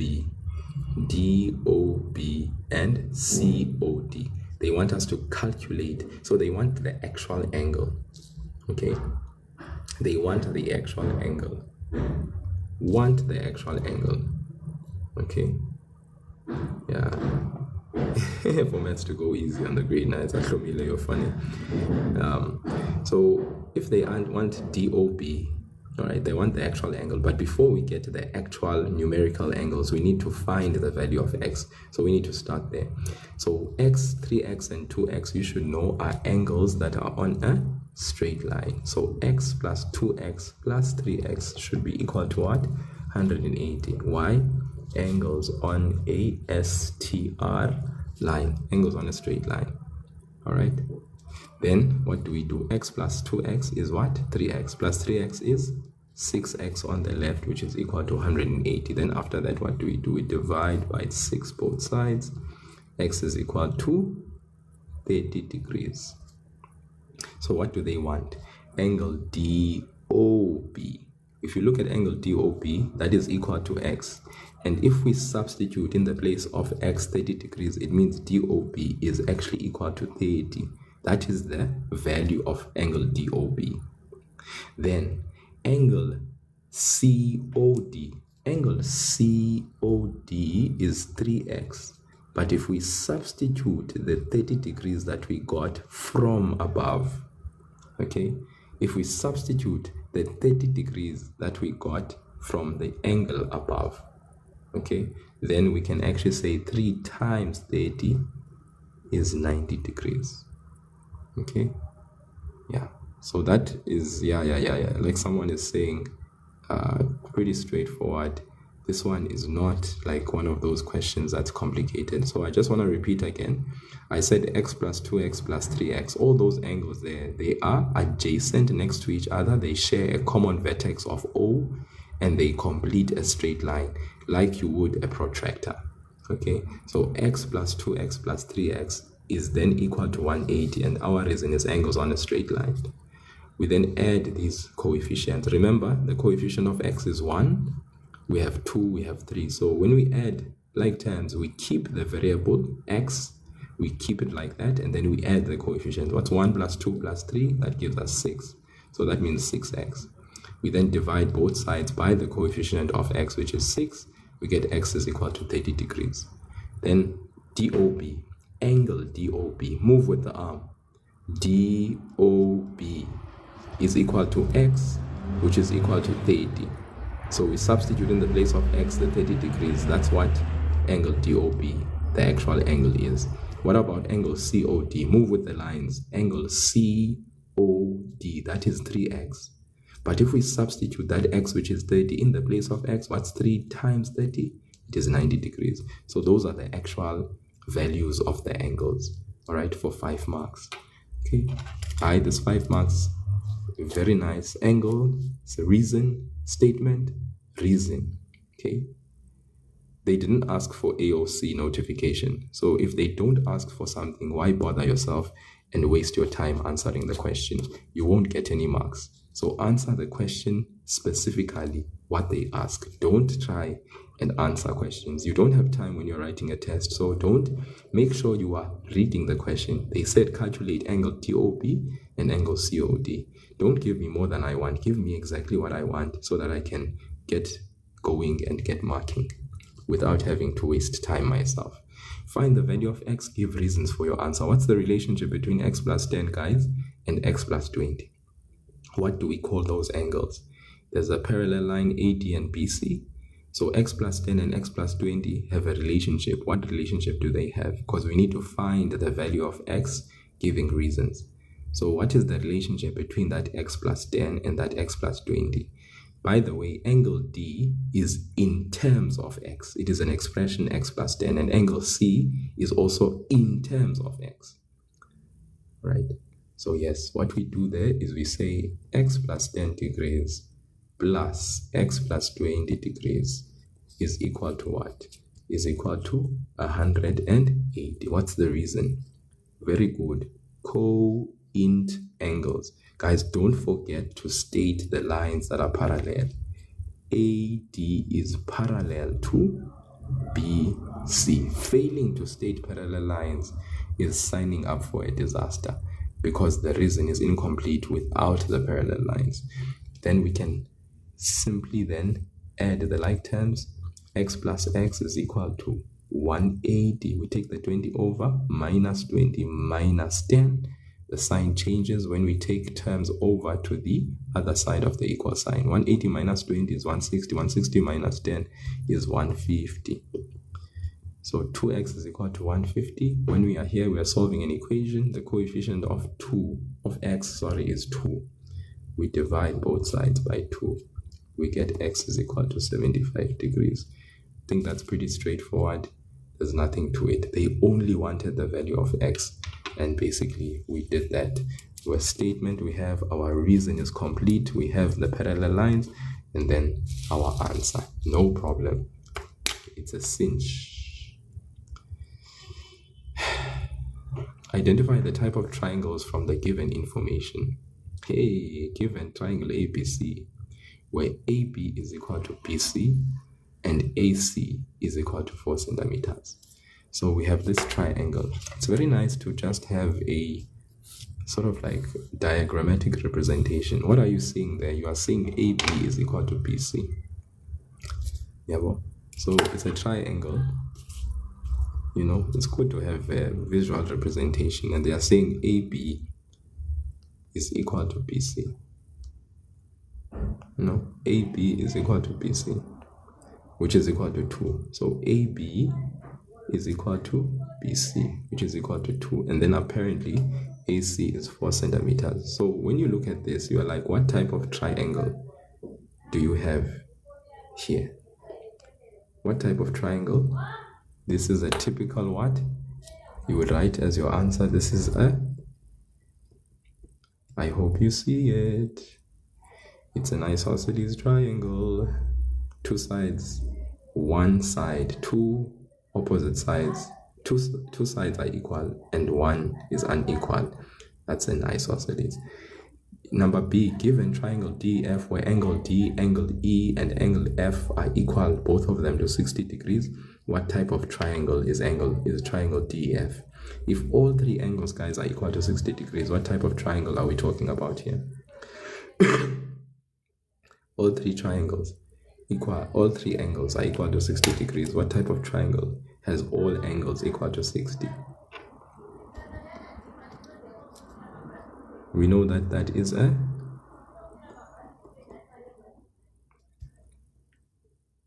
equilateral. Very good, Olerad. Amazing stuff. Okay, let's move on to 4.2. 4.2 says study the diagram and answer the questions that follow. Solve for x and give reasons for your answer for 4 marks. So if you look at the entire triangle, and I'm talking about triangle RTS, for this diagram, we cannot find y and z yet, but we can find x. If you look at the triangle, all of it, you have angle R, which is 3x plus x plus 20. Angle R is 3x plus x plus 20 degrees. Then angle T, you can add to that 4x minus 20 degrees. And then angle S is 60 degrees. All of those angles are in terms of x. So if you have the same variable in terms of x for angle R plus angle T plus angle S, it means you can solve for x where angle R plus angle T plus angle S are concerned, my beloved grade 9s. So I'm going to say 3x plus x plus 20 plus 4x minus 20 plus 60 degrees is equal to 180 degrees. Why? Sum of angles in the triangle. Then I will go ahead and solve for who? For x. So let us then isolate the terms that are x. 3x plus x is 4x plus 4x, which gives us 8x. Okay. 3x plus x is 4x, plus the other 4x is 8x for our like terms, okay, for our variables.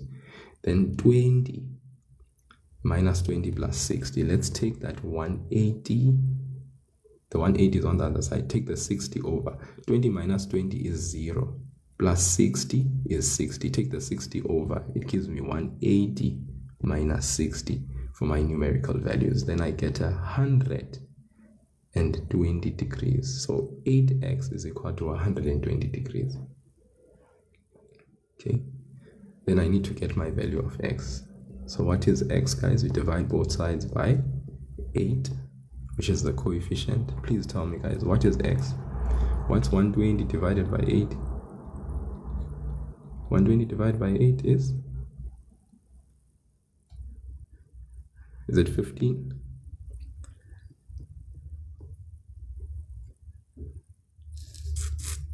Okay, it's 15 degrees.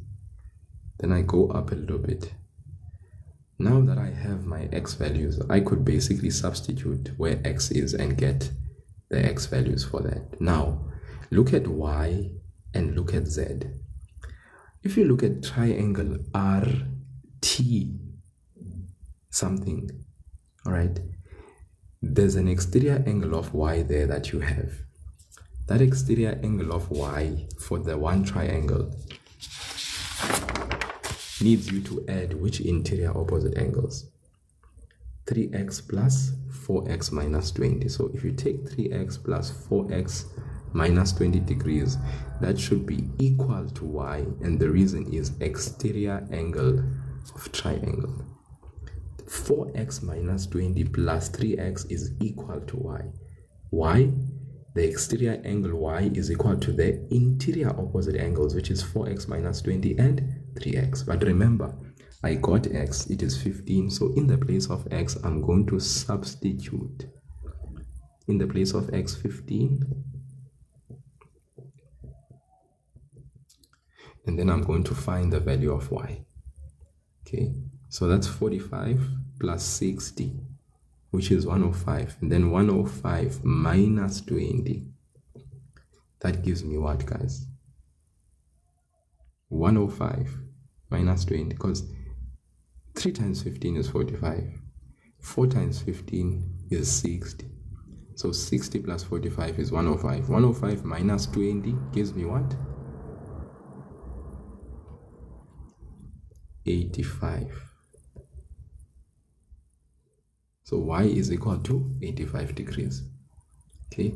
Because I could see that relationship of exterior angle between 4x minus 20 and 3x, and that y, the letter y, that has an exterior angle relationship.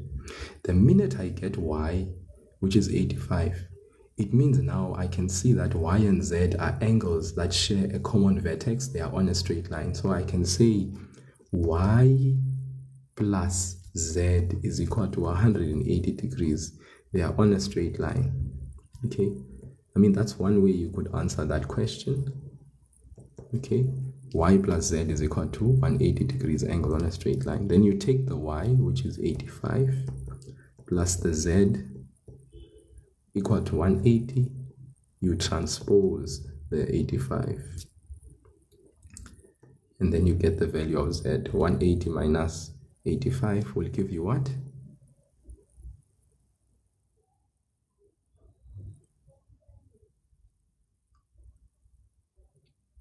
What's 180 minus 85? It is 95. No, not 75. It's not 75, it's 95. Be careful. Be careful. All right. Yeah, so that's that. I solved for x, I solved for y, and that was good. No problem, man. We all make typing errors, don't we? Guys, theorem of Pythagoras, hopefully we can see that says, the question says, write the algebraic equation. I actually have to leave right now. I'm actually pushing it. I'm going to be very late if I don't leave. Write the algebraic equation that represents the theorem of Pythagoras for triangle XYZ. Remember, theorem of Pythagoras says the square of the hypotenuse is equal to the sum of the square of the other two sides.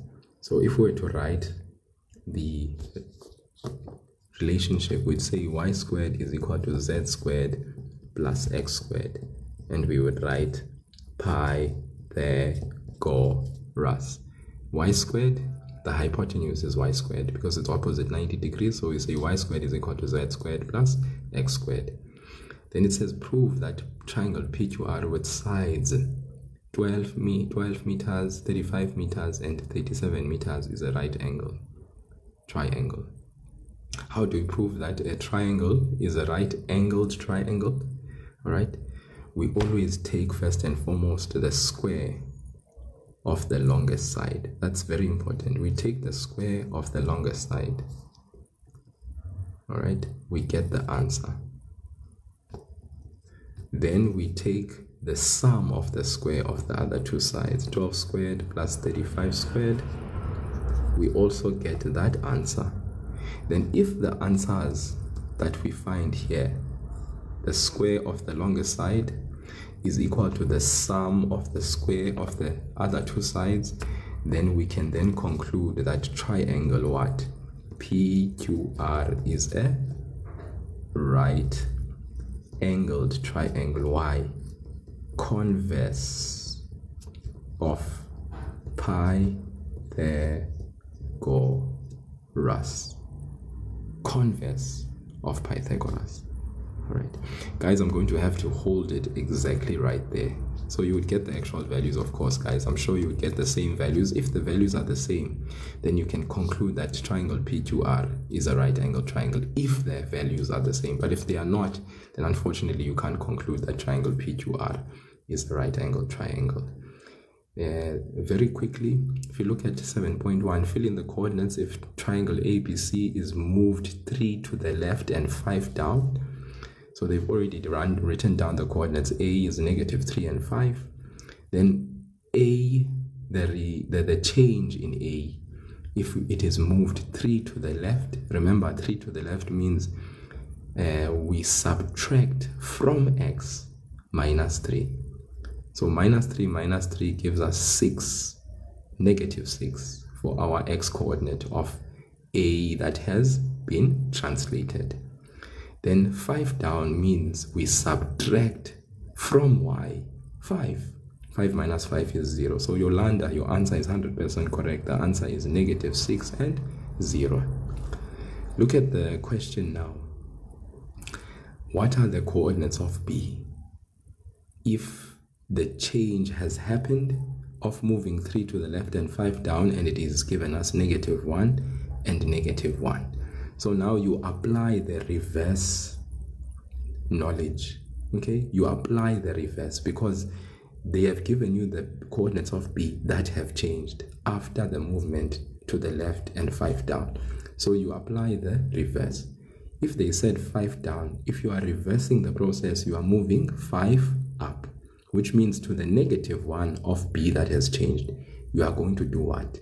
You are going to add 5. So -1 plus 5 gives you a y coordinate of 4. So Yolanda, you are right.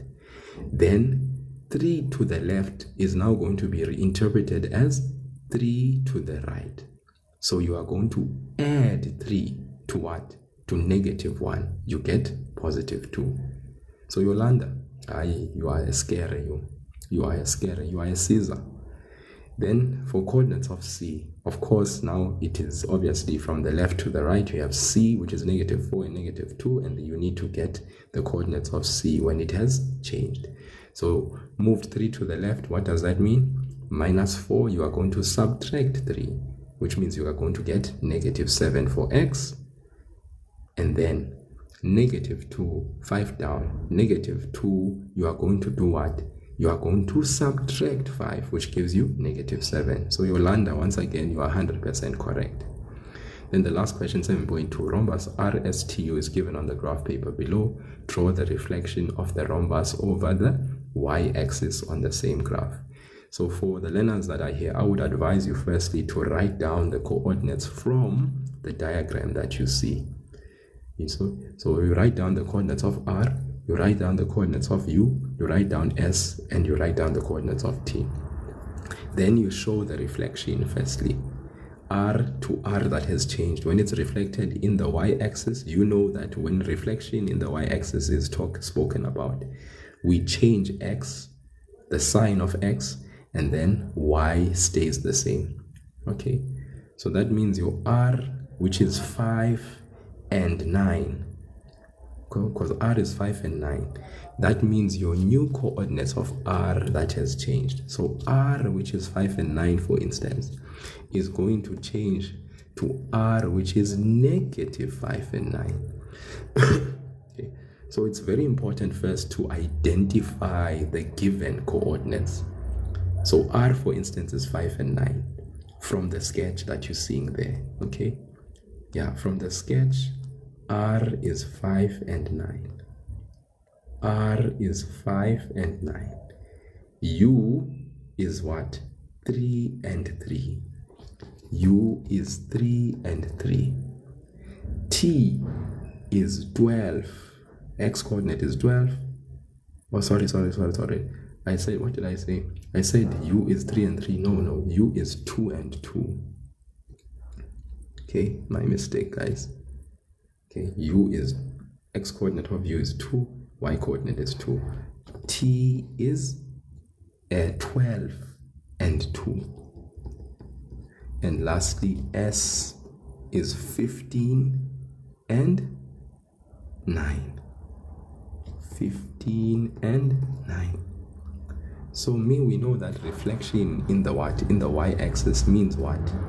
Reflection in the y-axis means that x changes. So this x is going to be -2. This 12, the x is going to be -12. This 15 is going to be -15. But y does what? Stays the same. So if it's 2, it's still 2. If it's 2, it's still 2. If it's 9, it's still 9. And then I would go to my Cartesian plane and just go and identify those points and then draw and connect the points. And it should work out quite nicely, the reflection of that rhombus on the y-axis. Guys, thank you so much. It was great. I hope you have a wonderful paper that you write. Enjoy it, and thank you so much for joining the live. Some of you are really late for school. You better get to it so that you can get there on time and enjoy the paper. Do well. God bless. And yeah, do not stress. Just make sure that you do your best. And please make it a point. You can go to my YouTube page. This paper that I just did, I have a short video that I did on my YouTube page. I've posted a short video it has the paper there on YouTube. Furthermore, I will upload this video, this live video session, so that you guys can rewatch it at your own time, at your own pace, and you can make sure that you are able to take in everything that we have done. Okay, we can't do factoring and quadratics now because I have to go, but definitely we'll be doing it in the next few days or so. Okay, so the video of this particular paper, the short video of the paper, is already on my YouTube. You can check it out. The memo is also there as well. The short video of the paper is already grade 9 November paper 2. You'll see my short video, one of the short videos that has been uploaded has the paper already for you guys to check out, and the memo. Okay, have a good day and thank you. You are welcome.